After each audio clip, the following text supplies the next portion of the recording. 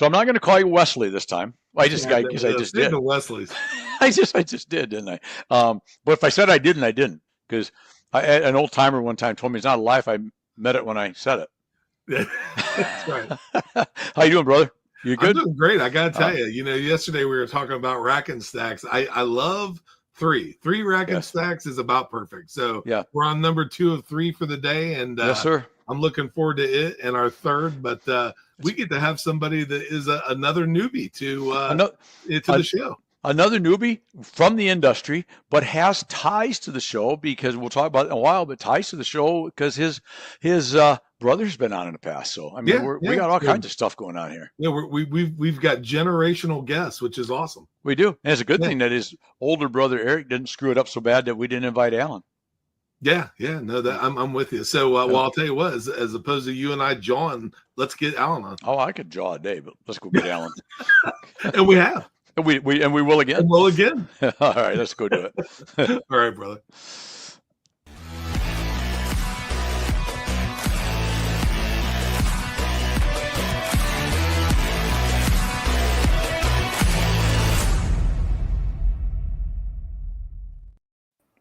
Hey, Alan, welcome. How you doing, buddy? Doing good, Randy. How are you doing? Oh, I couldn't be better. I could not be better. I mean, life is good. Got my buddy Alan on here for the first time. This is going to be fun, man. Awesome. Yeah, thank you so much for inviting me on. This is my first time doing this, so it's really exciting to me. Well, good. Well, good. Don't screw it up, and maybe we'll invite you back someday. I'll try not to, Randy. Yeah. Well, we kid about this a lot, Alan, but there's only two ways people get to come back. Either they're incredibly great, or they really, really suck to where you got to give them a reprieve once. So, okay. So either go really, really bad, which I prefer you don't, or go really, really good. So there's your challenge. Let's try to keep it on the good side. Let's keep it. I like it. I like it. So, Alan, I know you're the owner and founder of Elite Quality Structures. Tell us a little bit about where you're from, your background. And just give us the thumbnail of Alan Stoll. Absolutely. So, so I started Elite Quality Structures about 3 months ago. I'm from Summertown, Tennessee. I used to work with a company called Summertown Metals, I'm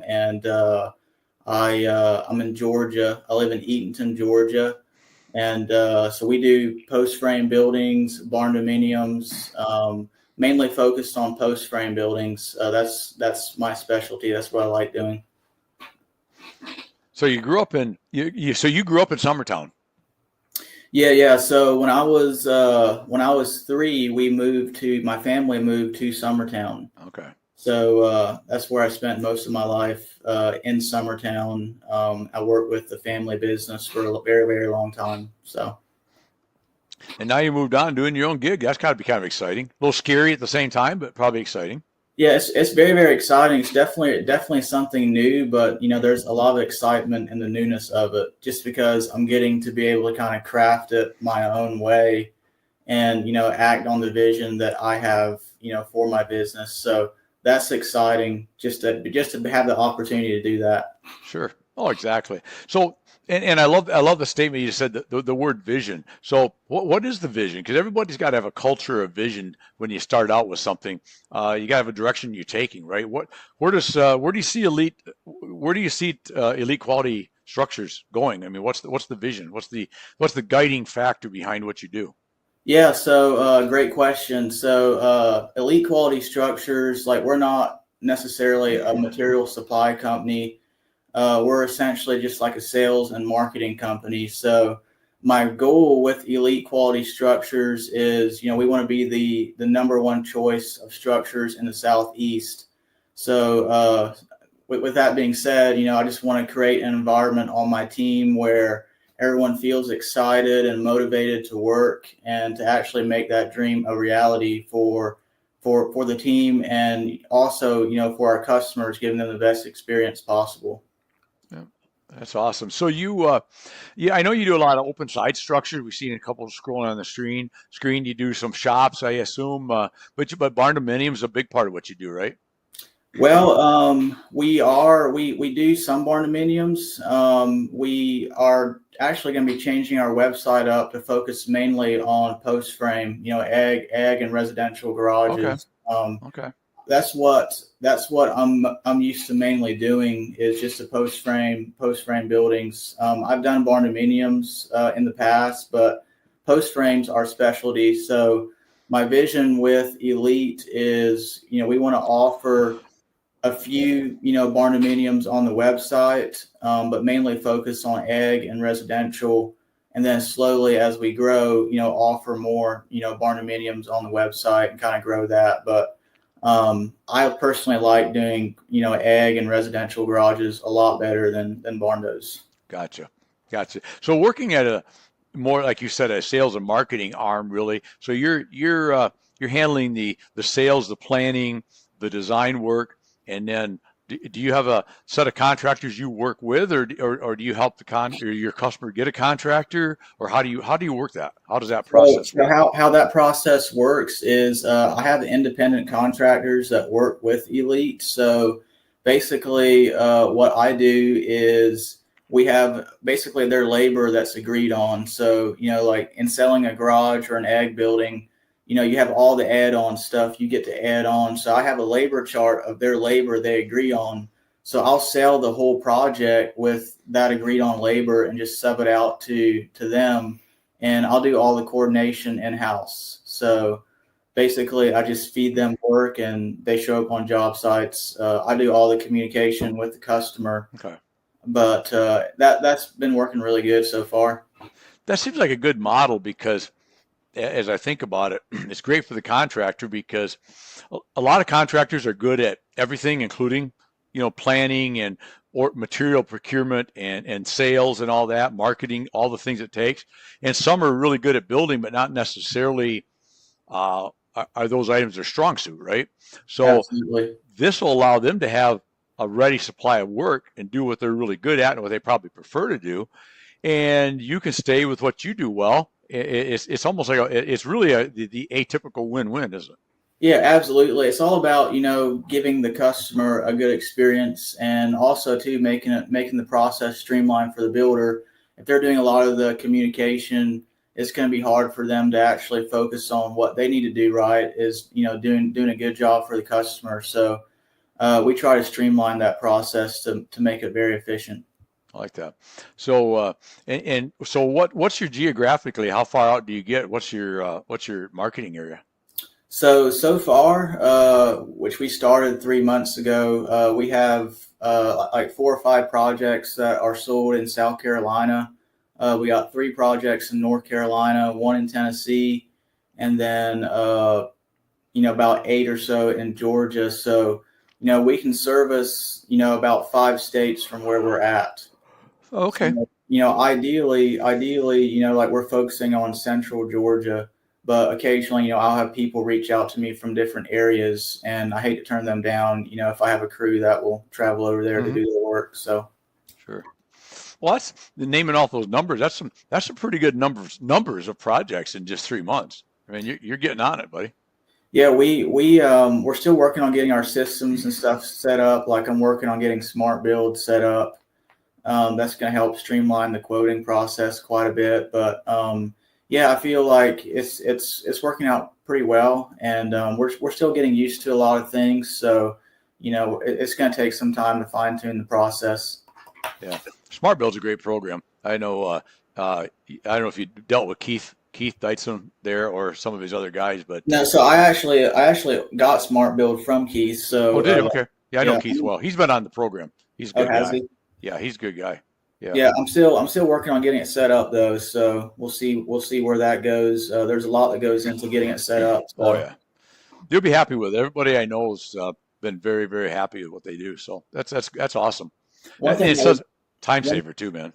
Absolutely. And one thing that was really cool about Smart Build is it actually does interior framing as well. So there's a lot of cool things that it has. So we're excited to bring that on. Oh, okay. Yeah. Well, that's good. That's good. So you tell me about the background of the Stoll boys, because we had I gotta believe, I'm sure your older brother Eric. Mm-hmm. I don't know if he's the oldest of all the brothers, but he's older than you. With Old South Wood Preservatives, he was on the program year or two ago now, probably at least. Met up with him a few times at shows. Good guy. So it looks like the family, whether you drift out into other businesses or not, are very entrepreneurial minded and kind of industry minded, right? Absolutely, yeah. So my whole family is not all of them, but most of us older ones.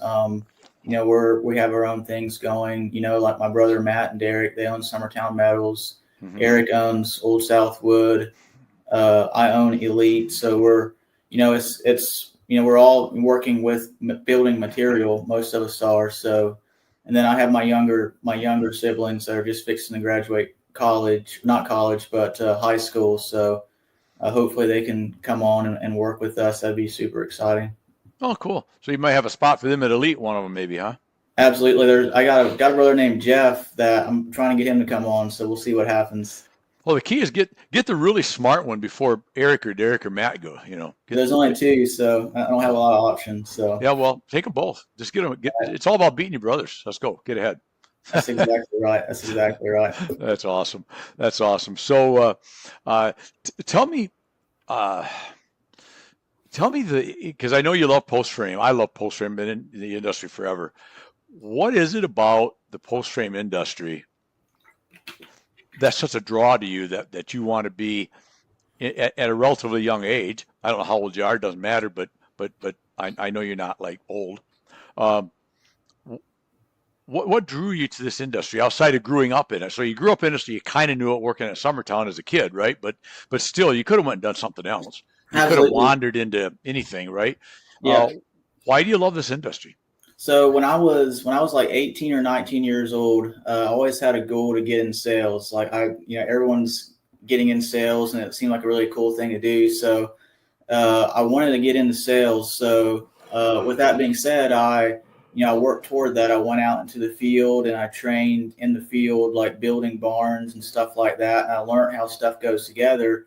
And then I came back and trained in the office. And ever since I started, it's like an addiction at some point. You know what I mean? Like, it's so exciting, just like making a sale, serving the customer, giving them what they need. So I just fell in love with it. I went to some sales training events, and I just got really good at it. And I pretty much just focused on that. I was in sales, started when I was like 19. I was in sales for about 3 or 4 years, and I love sales, and also had the opportunity to train a few salespeople as well. So that was exciting to see them come on and learn sales and do well. So it's just something that I've always done, and it's just I've always wanted to be a part of sales, and that was just something I fell into with the family having the business. So. Oh, sure. Yeah, that's awesome. And, I'm biased because I've been in sales forever. Actually, I didn't sell the first dinosaur rain jacket, but I think it's the second or third one. So I've been around a while. Um, So tell me a little bit. Tell me a little bit about yourself, Randy. Like, what have you been selling? Like, what type of sales do you do? Or yeah, well, I'm a rep agency in the metal roofing and post frame industry. So, I'm heavily involved with fasteners and vent materials, closures, all the component stuff that go to the roll former or the pole building house. I don't do poles or trusses or those kind of things. I sell to roll formers is probably they're my target audience, if you will. Mhm.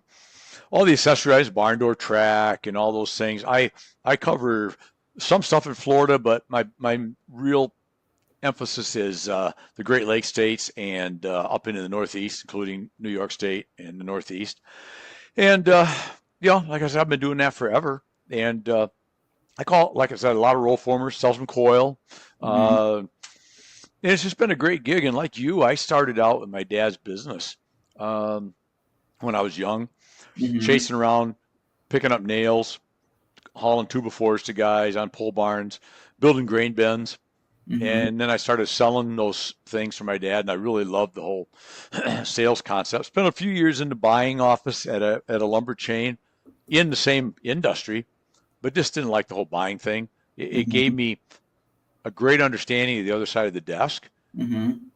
but I wanted to be out where I could be on the road. I wanted to travel. I wanted to meet people. I wanted to maybe help them more effectively uh, build their businesses using products that I have and connections I have, and maybe anything that I've learned over the years that they could help them grow. So that's what I've been doing. So um, it's been a great gig. I've been doing this for 4+ decades. So it's been a while. Wow, that's awesome. I've been following you on Facebook for probably the last 5 or 6 years. So I've been kind of seeing the stuff you've been pumping out, and it's really really interesting to see some of the stuff you post out there, especially like different products and stuff like that. So Yeah. I've been following you a lot on Well, that. So well, I appreciate that, and likewise, I've been following what you've been doing, especially since you started Elite. And again, like I said, I know some of your brothers. I'm not sure if I know your brother Matt and May. I know Derek and Eric,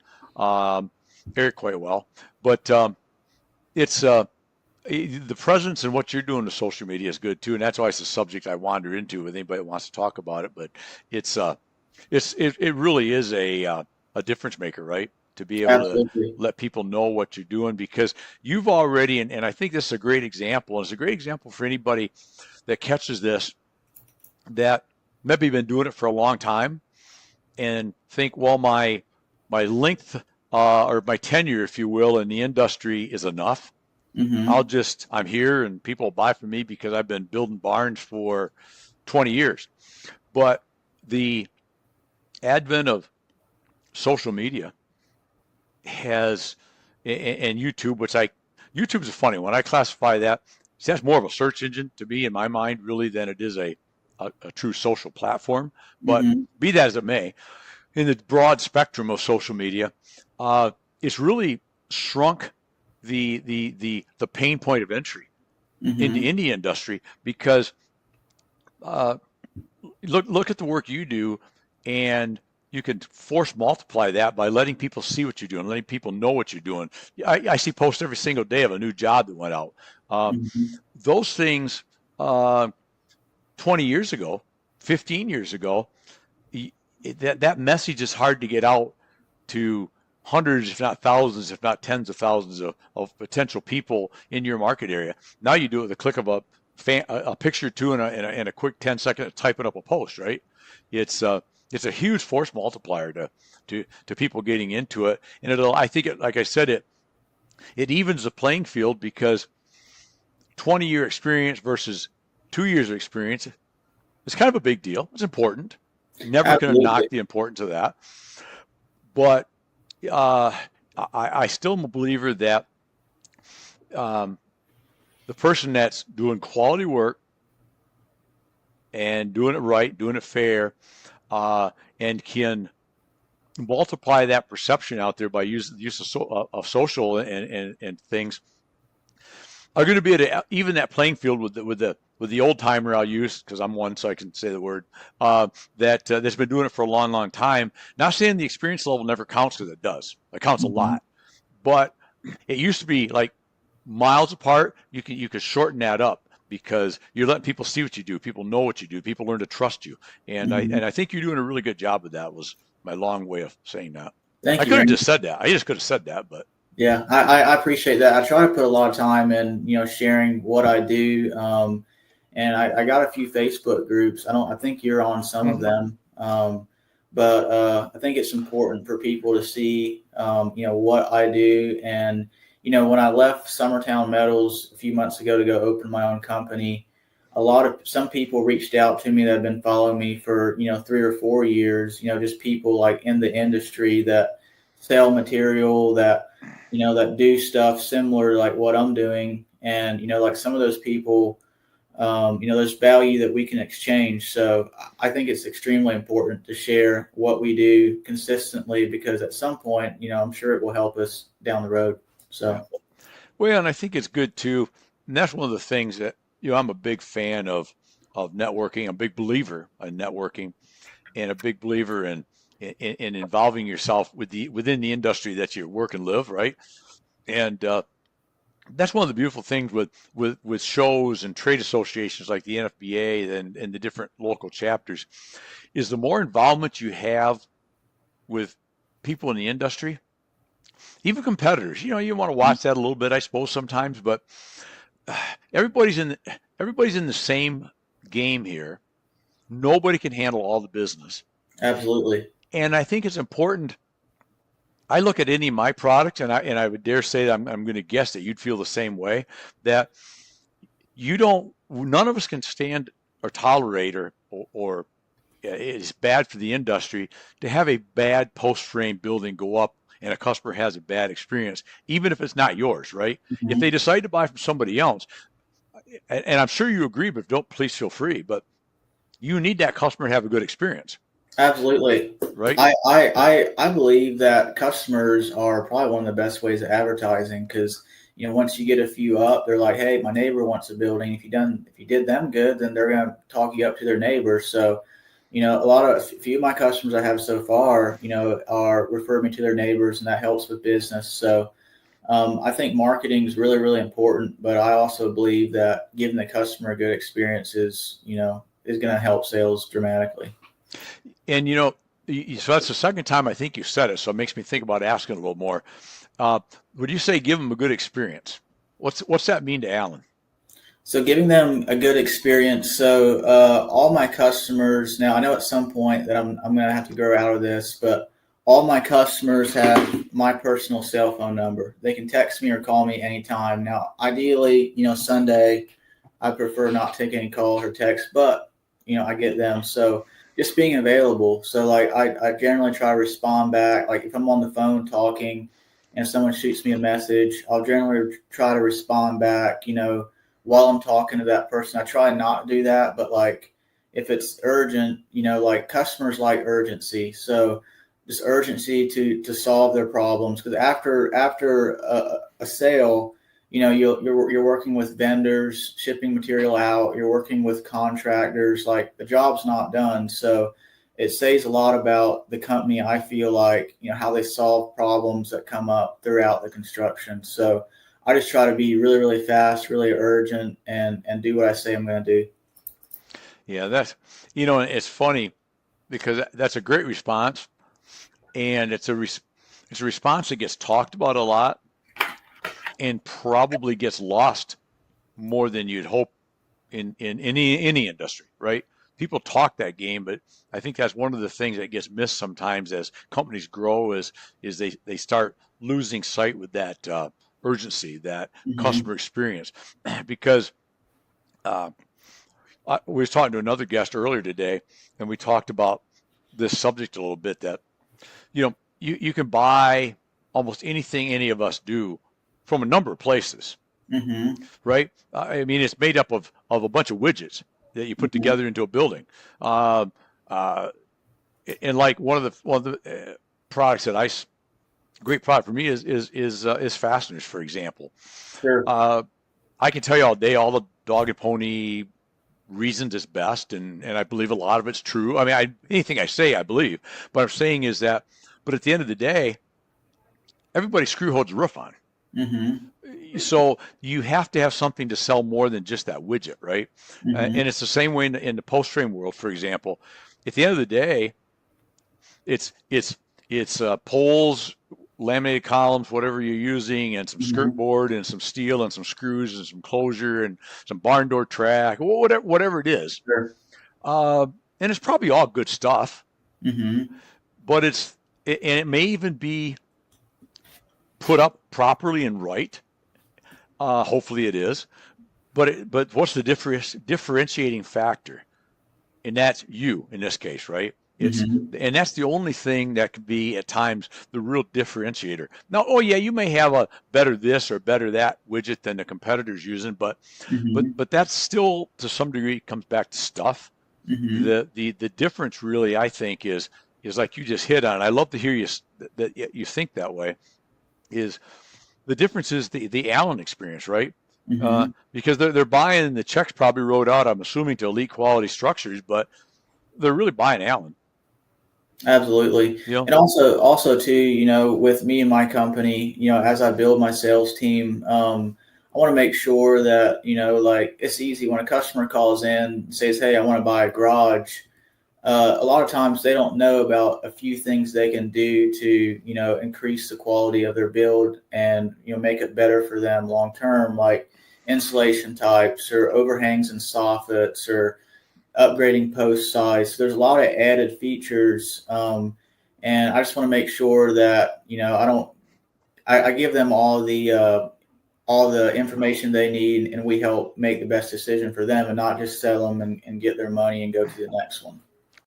Hey friends, it's Randy here, the owner of Source One Marketing, ibuyfromrandy.com, and I got to tell you, we are proud to sponsor the Building Wins Live podcast and vlogcast. We have 4+ decades in this beautiful industry of supplying materials, supplying services, supplying marketing assistance, and we just are proud to sponsor Building Wins Live and some great guests that we have every single week, many of them from our beloved industry and many of them from outside the industry that still bring some incredible content. So make sure to check us out at ibuyfromrandy.com and let us know what you think about this show.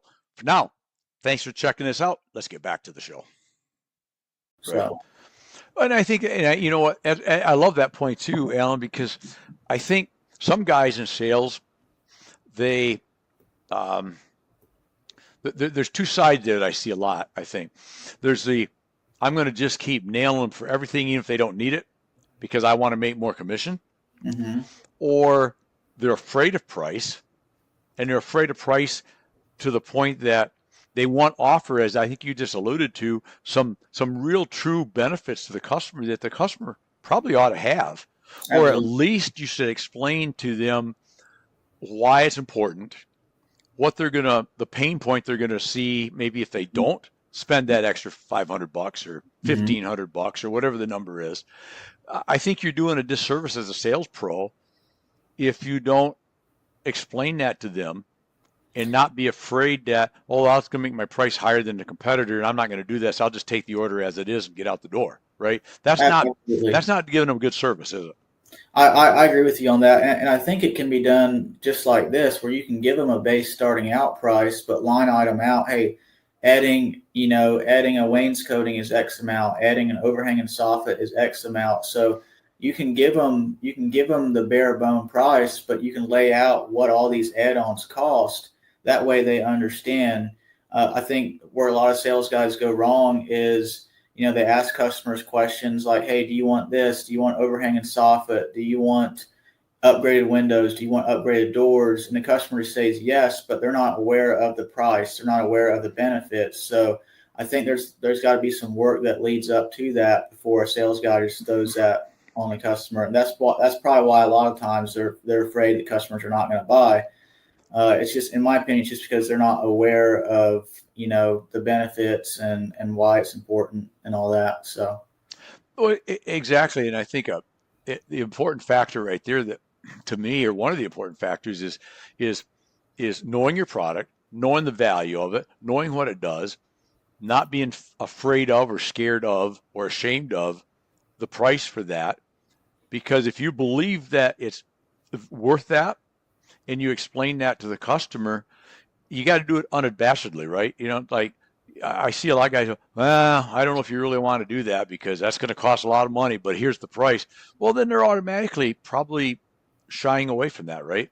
Absolutely. Because they're always going to tell you at the end of the day, you know what, that's just getting out of our budget now. Or I don't see any value to that. I mean, it's a walk door. It's in the back of the building that I'm going to use 3 times a year. An upsell walk door just doesn't matter to me. I don't care. Okay, that's fine then, right? Absolutely. But you made the because they might likely say, oh, I'm going to use that thing 15 times a day. Yeah, I don't want it to wear out. I want a little bit better quality. Or it's facing my house. I would like it, instead of a blank door, I'd like some glass and some panels and, something, because I'd like it to look pretty, because it's I'm looking at it from my back door every day. To not offer those to people, I think we're doing them a disservice, right? I would agree. So as I train my sales team, as I, bring salespeople on, it's important to me that, I train them on that. And, if I was buying a building and, like if it was built and it didn't have any insulation and a sales guy didn't offer that, like that would be pretty bad in my opinion, because like it's going to be sweating on the inside, condensating, and the customer didn't know. You know what I mean? So just it's really not doing customer service. Walking them through everything. So Well, no, and because they're coming to you or to your sales team with the expectation that you're the experts, right? That you're the pros, that you're the guys that know. They may have never built a building in their life before, or had a building built in their life before, or maybe once. They're not pros, right? They don't know all the options that are available. They don't know the reasons why maybe I should use X versus Y. And so, in my mind, you're doing again a real disservice to not, as the professional, lay out the options because they don't know. Absolutely. Their wallet. I mean, at the end of the day, sir and ma'am, we'll do whatever you want to do. But if you're going to opt for the cheaper route, that's okay, and we'll be happy to do the job. But I just want you to know what that means is all. Absolutely. That's it. If you want to do it that way, we'll do it for you. We'll do the best job we can, and we'll make it beautiful. But this $175 door, not to probably get one like that anymore, but $175 door is not going to look as pretty as a $700 door. Absolutely. Just so you know that.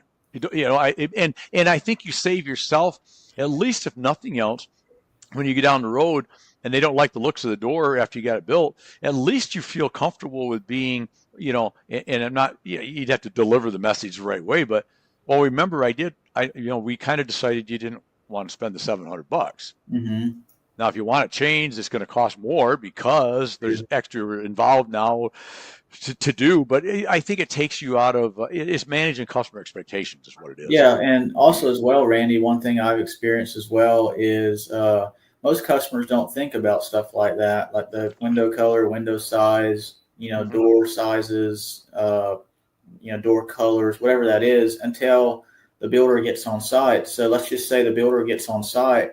There could be a holdup on construction if they don't like the way something is. Right. I mean, they want to swap it out on site. So that's never convenient for the builder because that stops him. So sure. So there's a lot of things that go into play there. So well, exactly. And a good thing you say that. Think about from the builder standpoint, the cost to the supplier, the time to the homeowner.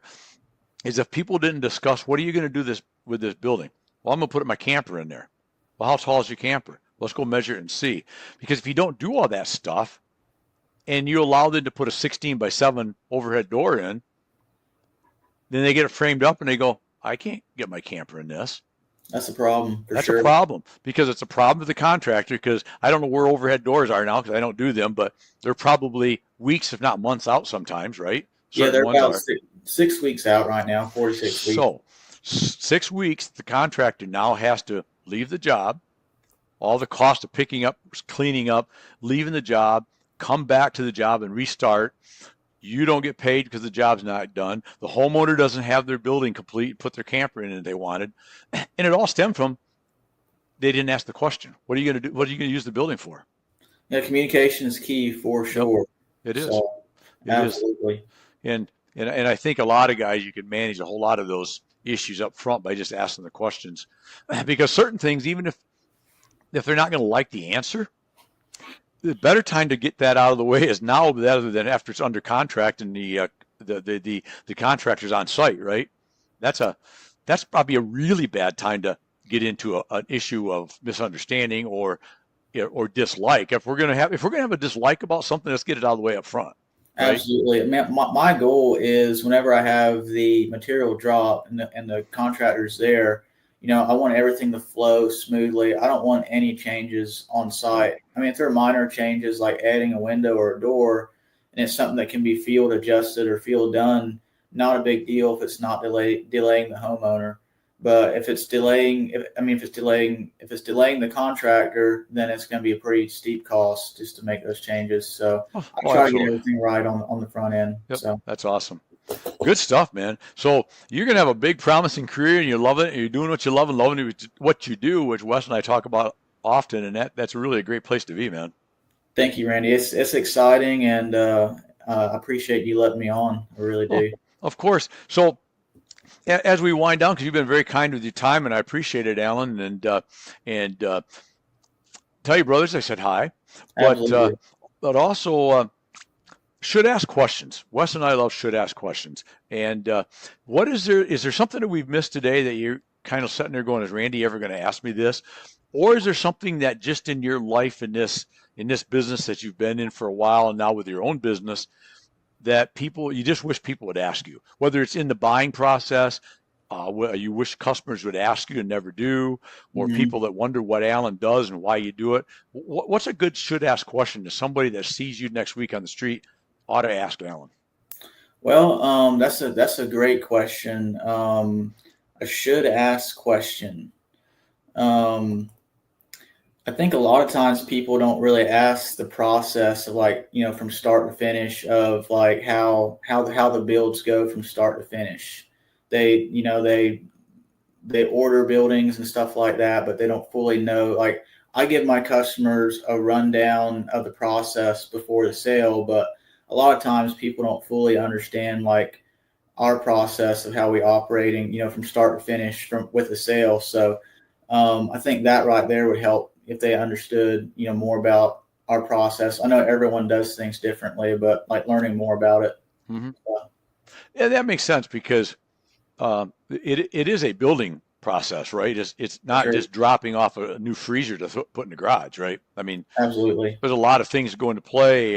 You know, I mean, it could be simple things, and I don't know whether you pull permits or your customers do, but if the customers pulls permits, well, nothing's really going to start on this till the permit's pulled, right? Uh, Absolutely. have you pulled a permit? No. Well, the guys are coming tomorrow. That's a bit of a problem, right? Right. So I think you're right. A lot of that is, and that falls back into a broad spectrum that of managing expectations. If the more that we can manage those expectations of how the process is going to work up front, Mm-hmm. get them out of the way up front, uh, correct any, and this is the last thing I'll leave you with because it just I've experienced that with a purchase that we made ourselves a while back. Um, is not being afraid, and it's not even being afraid. I think it's being disingenuous as a sales pro. If Mm-hmm. your customer understands something, whether they misunderstood it themselves or Mm-hmm. misunderstood what you said, Mm-hmm. but if they state something that they think is the way it's going to be, Mm-hmm. and you know that's not what it is, Mm-hmm. you got to correct that. Absolutely. And I think also as well, like there sometimes, customers are used to the way of someone else operating. So in their mind, they already have it set. They already have like a fake way of operating set in their mind. So I think it's important for the sales guys to thoroughly go over that even before the sale. And then also, say things over and over again Yes. to where it's simple, like not complicating it. Step one, step two, step three, step four, like just make it Mm-hmm. baby steps is kind of what I call it, and just simplify it. Like for instance, like one thing that we require is a level build site. So, going over with the customer, hey, scrape 3 to 4 inches of your topsoil off. We recommend hiring a excavation company to come out looking at your site, so there's no water issues. If you need building permits, you got to pull all that. So like we thoroughly go over all that. And even in our DocuSign contract with the customer, we have their responsibilities listed out in that. Sure. So, multiple areas of the business, they see their responsibilities, which is very, very helpful. So, Oh, I think perfect. I think it is because I, like I said, I had experience where it was an in-home sale for something at home that fairly high ticket item, and we understood something, vocalized what we thought, and never was corrected. mm-hmm, And then when the job gets done, we're not happy with what happened, and nobody told. There was an opportunity to say, Randy, hopefully we're going to go forward, but what you just said, we got to go back to that. mm-hmm, That's not how this is going to work. mm-hmm. Oh, okay. Well, what do you mean then, right? But you're better to have found that out, even to the point of not doing the deal, than to do the deal and be in the middle of this big issue that now we're having problems, right? It, Absolutely. There's a yeah, lot of negativity there. It gets built up and it gets taken out on the contractors, and yeah, stuff's going to happen. But a lot of that can be eliminated by yeah. clear communication. Just So, tell me if it'd be simple, Alan. Let's go back to what you just said. I think you said you're going to start in 2 weeks. I don't know. Maybe it's me. Mm-hmm. If I indicated that, my bad. But no, we're going to be 2 weeks before this happens. It's going to be probably 6 weeks before we're on site. Oh, okay. Disappointed maybe, but not mad in 2 weeks because if you leave them thinking it's going to be 2 weeks, Mm-hmm. guess who's going to be mad in 2 weeks when you don't show up? Absolutely. You know, Absolutely. and my opinion is if you hear somebody say something incorrectly, it's in my mind it's the same as lying if you don't correct it. Absolutely. It's and I see that happen a lot because sales guys get afraid of losing the sale. Well, if it's going to be too long, they might not buy. We'll just deal with that if they get mad later. No, no, no, no, no. Yeah, No. I think the main thing is, like what I try to tell, myself is, Alan, get better at listening, spend time Mm-hmm. listening. And I think that if people do that, they can really listen to what the needs of the customer is. And then if the lead time is a problem, then that's an opportunity for them to shine by saying, you know what, let me call my contractor and see if we can start on it Right. sooner. Right. So Yep. I think if sales guys spent more time listening to concerns from the customer, that builds more trust if they can solve that throughout the sale. So, Love it. um, so that's some stuff. I'm still trying to learn some stuff here on my end. I'm not perfect, so hope you don't feel that way. But we're excited about where we're going and what we're working on. So You got some good stuff going. So we've been running the bottom of the screen, but Elite, give us how to, it's on the screen, but just say it anyways. How do people get a hold of you? yeah, so Elite Quality Structures. My website is eqstructure.com. And if you go on the website, I got my phone number on there. Actually, the store's phone number. I got the email address and everything on there. So all the information's on the website. And where are they going to follow you on social media so they can see all this great stuff you're doing? Yeah. So if you follow my Facebook page, Elite Quality Structures, Facebook and Instagram, we're going to be sharing photos weekly on there of our builds. And then also, if you follow me on my personal page, Alan Stoll, you'll be able to see some stuff on there as well. Perfect. Love it. Alan, appreciate all you're doing, man. Young guys like you make the industry better, and we love it. Proud of what you're doing, and thanks for being on, man. Appreciate it. Thank you, Randy. Thanks for taking the time today. I appreciate you. Always. Anything we can do for you, let us know, buddy. All right. Take All care. right, brother. Thanks, pal. All right. Thank Bye-bye. you. All right. Alan Stoll, man, I love, okay, everybody's young because I'm old, but I love these young guys getting in the industry and doing it right. And I've known the Stoll family people for years and good people. Alan treats you right. So a lot of good stuff there. Salespeople, listen to what he's talking about. He's got it. He's got it. Anyways, as always, love what you do what you love, and live it, love it, own it, and let's just go make today your best day ever. Till tomorrow. Cheers.